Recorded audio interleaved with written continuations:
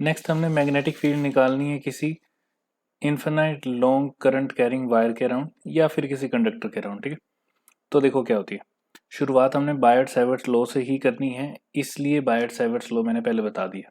तो आप क्या करोगे, एक वायर ले ली जो कि इन्फिनाइट तक है, ये मान लो इन्फिनाइट पॉइंट है, या कोई डेफिनेट पॉइंट ले लेते हैं फिलहाल, इन्फिनाइट लेने की जरूरत नहीं अभी, इन्फिनाइट बाद में पुट करके देख लेंगे, ठीक है, स्पेशल केसेस में। तो देखो मेरे को करना क्या है, ये इससे लेट सपोज कि क्या डिस्टेंस लिया जाए इसको, मान लो कि ए डिस्टेंस दूर है, ठीक है, ये पी पॉइंट, यहाँ पे मेरे को मैग्नेटिक फील्ड पता करनी है इस पूरी वायर के वजह से।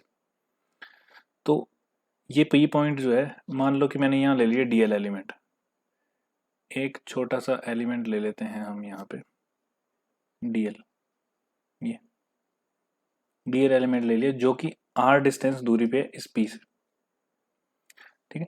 इनके बीच का जो एंगल है दैट इज फाई। अब इसकी लेंथ एल ले लेते हैं सेंटर से नीचे की तरफ एल, और कुछ नाम दे देते हैं इनको, मान लो इसको दे दिया ओ, इसको दे दिया क्यू, इतना ठीक है। अब मेरे को क्या करना है, मेरे को इस पूरी वायर की वजह से मैग्नेटिक फील्ड निकालनी है।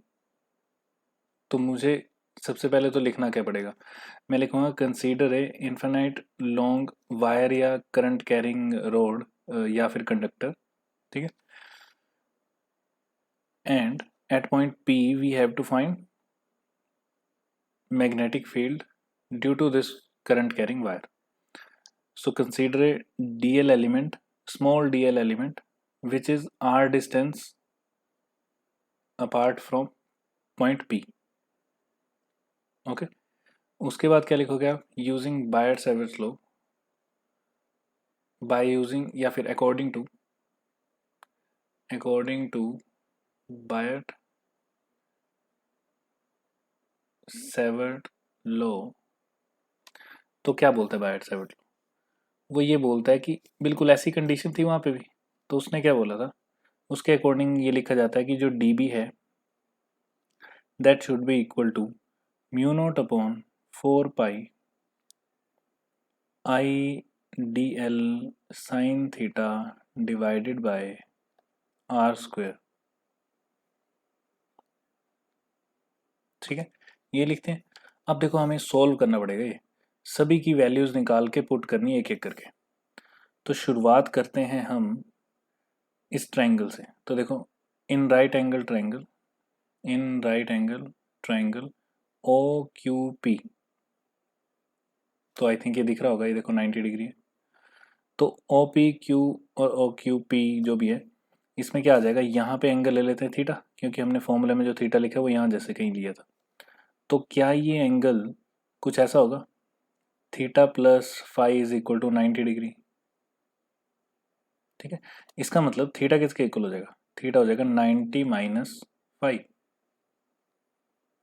अब मेरे को यहाँ पे ना साइन थीटा की वैल्यू निकालनी है, तो साइन थीटा की जगह मैं ये पुट कर देता हूँ। तो क्या मेरे पास ये ऐसा बन जाएगा कुछ, sine theta is equal to theta की जगह 90 माइनस फाइव, तो ये बन जाएगा sine of 90 minus five that is equal to cos of five. चलो एक चीज तो आ गई। अब ध्यान से देखो यहाँ पे कोस फाइव की वैल्यू क्या है, तो चलो पहले यही पुट कर देते हैं। तो इसको मैं पुट कर देता हूँ इक्वेशन 1 में।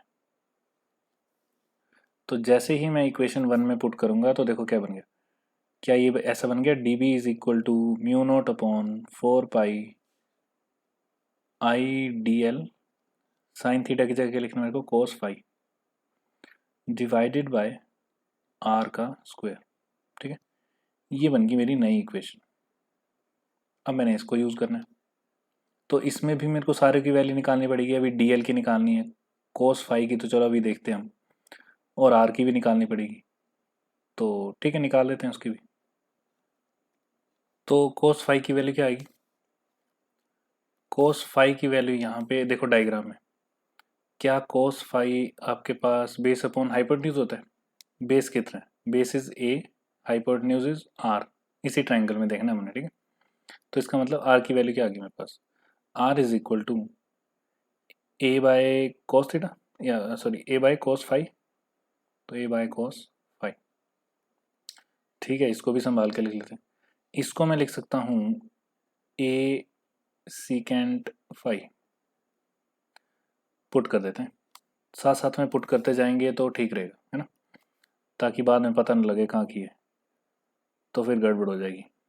तो mu not upon 4 pi, R की जगह लिखना है, आर की जगह क्या लिखना है, ए सीकेंट फाई, तो ऊपर तो आ जाएगा I D L cos phi divided by cos phi के साथ नीचे क्या आ जाएगा, आर स्क्वायर की जगह आ जाएगा ए स्क्वायर सीकेंट स्क्वायर फाई, ये आ गई वैल्यू। अब क्या निकालना है, अब निकालना है डीएल। तो ध्यान से देखो डीएल कैसे निकलेगा। तो अगर मैं बात करूं यहाँ पे टेन थीटा की, क्योंकि एल तो टेन थीटा में ही आएगा, तो टेन थीटा की बात कर लेते हैं हम। तो tan theta is equal to perpendicular upon base, therefore L क्या आ जाएगा, एल आ जाएगा a tan theta, oh sorry a tan phi, है ना, फाई ए। ओके, तो एल निकला है, इसको डिफ्रेंशिएट कर दो, तो differentiate with respect to theta ही करेंगे, तो कर देते हैं D L is equal to, ये बन जाएगा ए टेन फाई की डिफ्रेंशिएशन क्या हो जाएगी, सीकेंड स्क्वायर फाई। अच्छा थीटा से किया था तो D L by D theta कर दो, तो यहाँ बाय चेन रूल क्या आ जाएगा, D phi by D theta, इनको उड़ा दो, क्या बच गया, डी एल की वैल्यू आ गई मेरे पास, D L is equal to a secant square phi D phi. अब इसको उठा के वापस से पुट कर दो इस वाली इक्वेशन में। तो ध्यान से देखते जाओ, जो जो हम इक्वेशन बनाते जा रहे हैं उसमें पुट करते जाना है अगली स्टेप, ठीक है। या तो आप सारा का सारा इकट्ठा कर सकते हो जो जो मैंने येलो में लिखा है, और एंड में जाके सब कुछ इकट्ठा पुट कर सकते हो, वो भी एक तरीका है। तो उससे भी हो जाएगा, ऐसे भी हो जाएगा, ठीक है। नेक्स्ट, तो इसको पुट कर दो। अच्छा इसको आप ऐसे भी कर सकते हो, देखो अगर L इज इक्वल टू क्या था, a tan theta tan phi, तो आप डी फाइव के विद रिस्पेक्ट भी कर सकते थे, D L by D phi is equal to a tan की जगह सीकेंड स्क्वायर फाइव, ओके। तब भी D L is equal to क्या बनता है, a secant square phi D phi, ठीक है। फिलहाल हमने पुट करना है, तो पुट कर देते हैं इसमें। तो जैसे ही मैं इसमें पुट करूंगा तो ये आ जाएगा mu not I D L की जगह क्या पुट करना है मेरे को, a secant square phi D phi साथ में कोस फाइव डिवाइडेड बाय नीचे क्या आ जाएगा, 4 पाई ए स्क्वायर सीकेंड स्क्वायर फाइव, बस। तो एक ए से एक ए कट जाएगा, सीकेंड स्क्वायर फाइव से सीकेंड स्क्वायर फाइव कट गया। अब क्या बच गया, D B is equal to mu not I upon 4 pi, ये सब कुछ कांस्टेंट है, ए भी कांस्टेंट है, क्या बच गया, इंटीग्रेशन कर देंगे हम कोस फाइव की डी फाइव के साथ, क्योंकि हमें बी निकालना है तो इंटीग्रेशन कर रहे हैं, ठीक है। कहाँ से कहाँ तक करेंगे वो देखना है, तो ध्यान से देखो कहाँ से कहाँ तक करेंगे। हमें ये देखने के लिए वापस यहाँ आना पड़ेगा। तो मान लो कि मैं नीचे वाले एंगल को ले रहा हूँ 5 1, कुछ भी ले सकते हैं, तो ज़्यादातर बुक्स में यही लिया होता है, तो मैं यही ले रहा हूँ, ठीक है। 5 1 इसको ले लो, 5 2 इसको ले लो। तो मेरे को अब डिफ्रेंशिएट कहाँ से कहाँ तक कर रहे हैं, नीचे से लेके पूरा ऊपर तक, इन्फिनाइट तभी बनेगा ना। तो मैं कर रहा हूँ -5 1 से +5 2 तक, क्योंकि इस वाली के ऊपर और नीचे देख रहे हैं हम, ठीक है, इस लाइन के। तो ठीक है कर देते हैं। तो बी की वैल्यू क्या आ जाएगी, बी आ जाएगा mu not I divided by 4 pi A cos five की इंटीग्रेशन हो जाएगी साइन, तो ये बन जाएगा आपका sine of five, limit from -5 1 to 5 2। तो जैसे ही आप ये लिमिट पुट करोगे तो ये कुछ ऐसी वैल्यू बन जाएगी, mu not I by 4 pi A sine five to minus sine -5 1, चलो लिख ही देता हूँ स्टेप, साइन -5 1, ठीक है। अब साइन माइनस थीटा जो होता है वो माइनस साइन थीटा होता है, तो ये प्लस हो जाएगा। तो लास्ट में आपके पास आंसर क्या आ जाएगा, जो आंसर बचेगा वो होगा b is equal to mu not I upon 4 pi A. A क्या है, ए है perpendicular distance between p and wire, ठीक है। तो याद रखना ये परपेंडिकुलर डिस्टेंस है। और साथ में क्या आ जाएगा, sine 5 plus sine 5 2 plus sine 5 1। तो ये बन गया आपका b किसी इन्फिनाइट वायर की, इन्फिनाइट नहीं अभी फाइनाइट है, अभी इन्फिनाइट करेंगे हम इसको, ठीक है। तो चलो अब देखते हैं इससे रिलेटेड केसेस क्या बनते हैं।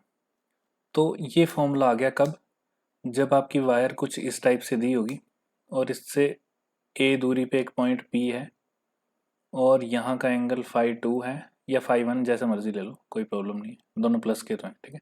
और ये वाला एंगल φ1 है, तब आप ये फॉर्मूला लगाओगे। अगर आपके पास बाय चांस एंगल ये नहीं दिए और इसकी बजाय एंगल दे दिए ये वाले मान लो ये अल्फा बीटा दे दिए, तब आपने कुछ भी चेंज नहीं करना है, आपने बस इन दोनों साइन की जगह कोस लिख देना है और एंगल की जगह एंगल।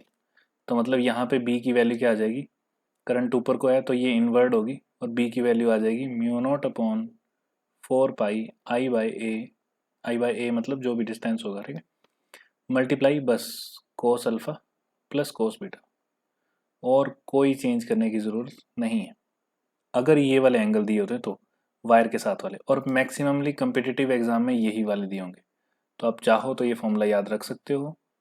अगर आपको ये याद है तो कोई प्रॉब्लम नहीं है, ठीक है। आपने बस साइन की जगह कोस कर देना अगर ये दोनों एंगल दिए होंगे तो। ओके, चलो अब देखते हैं इसके केसेस कौन कौन से बनते हैं, जैसे इन्फिनाइट वायर के लिए या फिर सेमी इन्फिनाइट के लिए वगैरह वगैरह। तो मेनली तो वैसे दो ही केसेस हैं, तो देख लो। फर्स्ट केस में ले लेता हूँ, if φ1 is equal to φ2 is equal to 90 degree. इसका मतलब क्या हुआ होगा, इसका मतलब ये है कि ये इन्फिनाइट पे पहुंच गई वायर, इसीलिए जो पी पॉइंट से खड़ा होकर कोई देखेगा तो ये वाली वायर इन्फिनिटी तक चलेगी, तो ये वाला एंगल जो है वो 90 डिग्री हो जाएगा। ये वाला एंगल भी 90 डिग्री ले लिया मैंने, तो ये कंडीशन बनी है। तो जैसे ही मैं 90 डिग्री पुट करूंगा तो क्या आ जाएगा मेरे पास, बी की वैल्यू आ जाएगी, तो ध्यान से देखो, साइन 90 1, साइन 90 1, तो 2 हो जाएगा। तो आंसर आ जाएगा mu not I upon 2 pi A. A is distance between this, L दिया होगा तो एल लिख दो, आर दिया तो आर लिख दो। तो ये वायर ये किसकी वजह से आ गई, इन्फिनाइट वायर की वजह से magnetic field at point B P. और ये देखना कैसे, according to right hand thumb rule.